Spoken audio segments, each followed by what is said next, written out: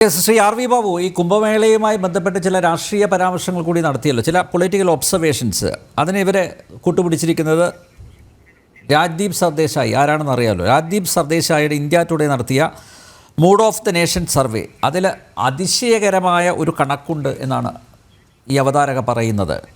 ഇടതിൻ്റെ കാൽച്ചുവട്ടിലെ മണ്ണ് ഒലിച്ചു പോകുന്നു, ഇടതിൻ്റെ നഷ്ടം BJPയുടെ നേട്ടമാവുന്നു. പാർലമെൻറ്റ് തെരഞ്ഞെടുപ്പിൽ നാം കണ്ട അന്തരീക്ഷം വലിയ വ്യത്യാസമില്ലാതെ ഇപ്പോഴുണ്ട്. BJP കൃത്യമായ വളർച്ചയിൽ സ്നാനം ചെയ്യപ്പെട്ടു എന്നൊരു പരാമർശമാണ്. അതായത് നേരത്തെ താങ്കൾ പറഞ്ഞു BJPയെ സൂചിപ്പിക്കുന്ന ചില പരാമർശങ്ങളൊക്കെ ഉണ്ട്. പക്ഷേ എങ്കിലും കൃത്യമായിട്ട് കോൺഗ്രസിനെയും CPM-നെയും ഓർമ്മിപ്പിക്കുകയാണ്, ഇവിടുത്തെ ഹൈന്ദവ ജനത ഇതാ നിങ്ങളിൽ നിന്ന് അകന്ന് പോവുകയാണ്.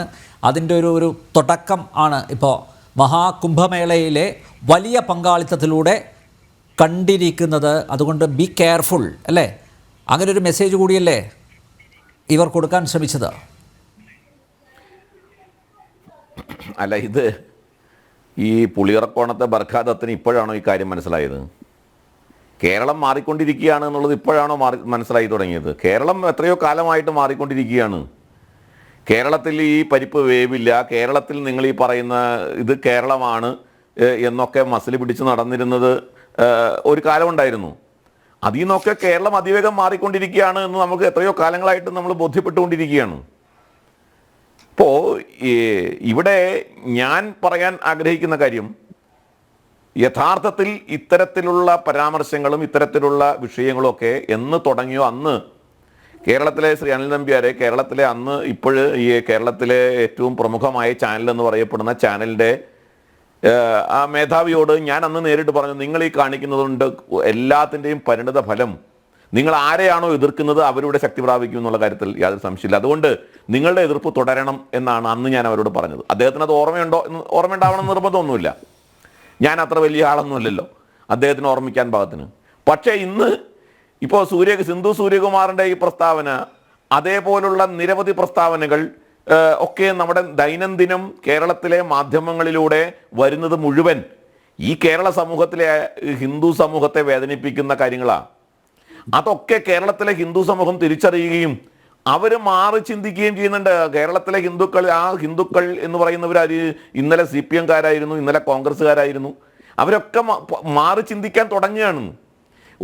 ഒരു വിഷയത്തിലല്ല, പല വിഷയങ്ങളിൽ നമ്മളത് കണ്ടുകൊണ്ടിരിക്കുക. ഇപ്പോൾ ഈ കഴിഞ്ഞ ദിവസമല്ലേ ഒരു ചാനല് തിരുവനന്തപുരത്ത് ഒരു ഫെസ്റ്റിവൽ നടത്തിയല്ലോ, ഒരു അക്ഷര ഫെസ്റ്റിവൽ, എന്താണ് പുസ്തക ഫെസ്റ്റിവൽ എന്നോ എന്തോ പറഞ്ഞിട്ടൊരു ഒരു ഫെസ്റ്റിവൽ നടത്തിയല്ലോ, സാംസ്കാരിക ഫെസ്റ്റിവൽ എന്നോ. അതിൽ വന്നിട്ട് ഒരാൾ പ്രസംഗിച്ചത് എന്തായിരുന്നു? ഗംഗാ നദിയിൽ കുളിച്ചില്ല, ഞാൻ കുളിച്ചാൽ ചൊറി വരും എന്ന് പറഞ്ഞു. ഈ ചൊറിച്ചിൽ യഥാർത്ഥത്തിൽ ഈ ചൊറിച്ചിലെ കുംഭമേളയ്ക്ക് പോയിട്ട് ഗംഗാ നദിയിൽ കുളിക്കുന്നതുകൊണ്ടാവുന്ന ചൊറിച്ചിലല്ല. ഈ ചൊറിച്ചിലെ കേരളം മാറുന്നതിൻ്റെ ചൊറിച്ചിലാ. ഈ ചൊറിച്ചിൽ എല്ലാവർക്കും വരും. സിന്ധു സൂര്യകുമാറിനും വരും. കുറെ കഴിയുമ്പോഴേ ഇവിടെ ഇരിക്കുന്ന സേനാപതി വേണുവിനും തോന്നും ഈ ചൊറിച്ചിൽ. കാരണം ജനങ്ങൾ വലിയ തോതിൽ മാറിക്കൊണ്ടിരിക്കുന്നതിൻ്റെ ചൊറിച്ചിലാണിത്. അതുകൊണ്ട് എനിക്ക് യാതൊരു സംശയവും ഇല്ല, ഒരു സേനാപതി വേണു പറഞ്ഞ പോലെ ഒരു ഭയപ്പാടിൻ്റെയും അടിസ്ഥാനത്തിലല്ല ഈ ചർച്ച. സിന്ധു സൂര്യകുമാർ 4 വാക്ക് അതിനകത്ത് പറഞ്ഞാൽ കുംഭമേളയ്ക്കെന്നല്ല, നമ്മുടെ വടക്കങ്കര ക്ഷേത്രത്തിൻ്റെ ആറാട്ടുത്സവത്തിന് പോലും ഒരു ചുക്കും സംഭവിക്കാൻ പോകുന്നില്ല. ഈ 4 ആൾ കൂടുന്ന ഒരു ഉത്സവമായിരിക്കാം, അവിടെ പോലും ഒരു ചുക്കും സംഭവിക്കാൻ പോകുന്നില്ല. ഇത് ഞങ്ങൾക്കറിയാം. പക്ഷേ നിങ്ങളുടെ കാപട്യം തുറന്നു കാണിക്കാനാണ് സാർ ഇത്. ഈ ചർച്ച, ഇത്തരം ചർച്ചകൾ, ഇത്തരം മാധ്യമങ്ങൾ നടത്തിക്കൊണ്ടിരിക്കുന്ന ഇരട്ടത്താപ്പും കാപട്യവും തുറന്നു കാണിക്കാനാണ്.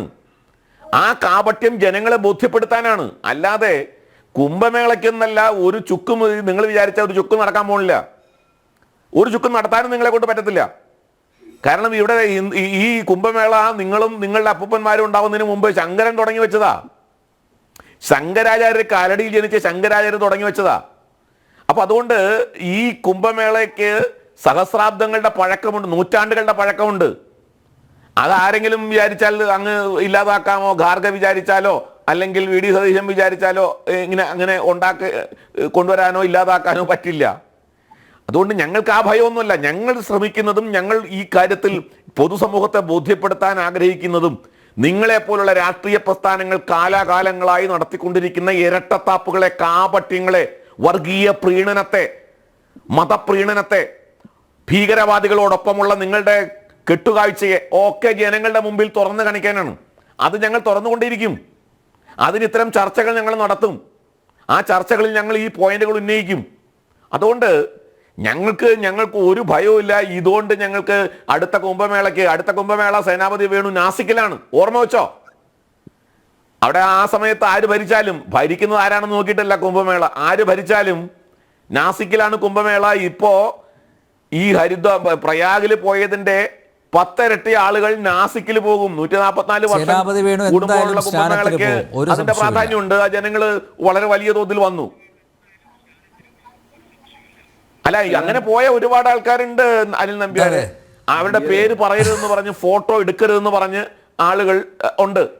അങ്ങനെയുള്ള ആൾക്കാരുണ്ട്. രഹസ്യമായി പോയി, രഹസ്യമായി സ്നാനം ചെയ്ത് ആരും അറിയരുത് എന്ന് പറഞ്ഞിട്ട് കൂടെ പോയ ആൾക്കാരുണ്ട്. ഞാൻ അവരുടെ പേരൊന്നും പറയുന്നില്ല.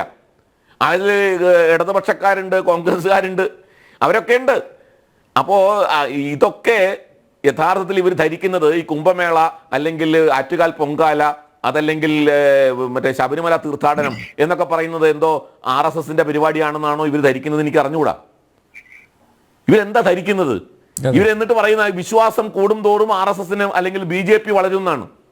അങ്ങനെയാണ് നിങ്ങൾ പറയുന്നതെങ്കിൽ അത് നിങ്ങളുടെ കുറവാണെന്ന് സർ. സിന്ധു സൂര്യകുമാർ യഥാർത്ഥത്തിൽ നിങ്ങളുടെ കുറവ് ചൂണ്ടിക്കാണി. കാരണം നിങ്ങൾ ഹിന്ദുക്കളെ പ്രതിനിധീകരിക്കുന്നില്ല എന്നാണ് അർത്ഥം. നിങ്ങൾ ഹിന്ദു വിരുദ്ധരാണ്, നിങ്ങൾ ഹിന്ദുക്കളെ പ്രതിനിധീകരിക്കുന്നില്ല. ഹിന്ദു വിശ്വാസത്തോടും ഹിന്ദുക്കളോടും ഐക്യപ്പെട്ട് നിൽക്കുന്നത് BJP ആണ് എന്ന് പറയാതെ പറഞ്ഞു വയ്ക്കുകയല്ലേ, അതവർ അംഗീകരിക്കുകയല്ലേ. അതുകൊണ്ടല്ലേ ഹിന്ദുക്കളിൽ വിശ്വാസം കൂടിയാൽ അത് BJPക്ക് ഗുണം ചെയ്യും എന്ന് സിന്ധു സൂര്യകുമാർ പറഞ്ഞത്. അതിനോട് പോലും നമ്മുടെ സേനാപതിക്ക് യാതൊരു അഭിപ്രായം പറയാനില്ല, ഒരു അഭിപ്രായം ഇല്ല അതിനോട് പോലും. കഷ്ടമെന്നല്ലാതെ വേറെന്താ പറയുക? അതുകൊണ്ട് ഹിന്ദുക്കളുടെ മൊത്തക്കച്ചവടം, ആ മൊത്തക്കച്ചവടം ഞാൻ എടുക്കും സേനാപതി വേണു. കാരണം ഞാൻ ഹിന്ദുവാണ്, ഹിന്ദുക്കൾക്ക് വേണ്ടി ഞാൻ സംസാരിക്കും. ഞാൻ ഹിന്ദുവാണ്, ഹിന്ദുവിന്റെ വിശ്വാസങ്ങളെ നിലനിർത്താൻ വേണ്ടി ഞാൻ നിലകൊള്ളും. ഹിന്ദുക്കൾക്കെതിരായി വരുന്ന ഏത് പ്രതികരണത്തിനും എതിരായി ഞാൻ പ്രവർത്തിക്കും. അതെന്റെ അവകാശമാണ്. അതൊരു സേനാപതി വേണുവിനും ചോദ്യം ചെയ്യാൻ അവകാശമില്ല. വേണു, നിങ്ങൾക്കും പറയാം നിങ്ങൾ ഹിന്ദുവിന്റെ പക്ഷത്താണോ എന്നുള്ളതാണ് പ്രശ്നം. നിങ്ങൾ ഹിന്ദുക്കൾക്ക് വേണ്ടി നിലകൊള്ളുന്നുണ്ടോ എന്നുള്ളതാണ് പ്രശ്നം. അതോ നിങ്ങൾ ഇവിടുത്തെ സംഘടിത വർഗീയ പ്രസ്ഥാനങ്ങളോടൊപ്പമാണോ? അതുകൊണ്ടാണ് നിങ്ങൾക്ക് ഈ കുംഭമേളയെ ആക്ഷേപിക്കുന്നത് ആക്ഷേപമല്ലാതായിട്ട് തോന്നുന്നത്. കാരണം കുംഭമേളയെ ആക്ഷേപിക്കുമ്പോൾ സന്തോഷിക്കുന്നത് ആരാണ്? സിന്ധു സൂര്യകുമാറിന്റെ ഈ ആക്ഷേപം കേൾക്കുമ്പോൾ സന്തോഷിക്കുന്ന വിഭാഗമുണ്ട്, അവർ കൈയടിക്കുന്നുണ്ട്. സിന്ധു സൂര്യകുമാറിന് കൈയടിക്കുന്നുണ്ട്, സിന്ധു സൂര്യകുമാറിന് സലാം വെക്കുന്നുണ്ട്. ആ വിഭാഗത്തിന് ഒപ്പമാണ് നിങ്ങൾ.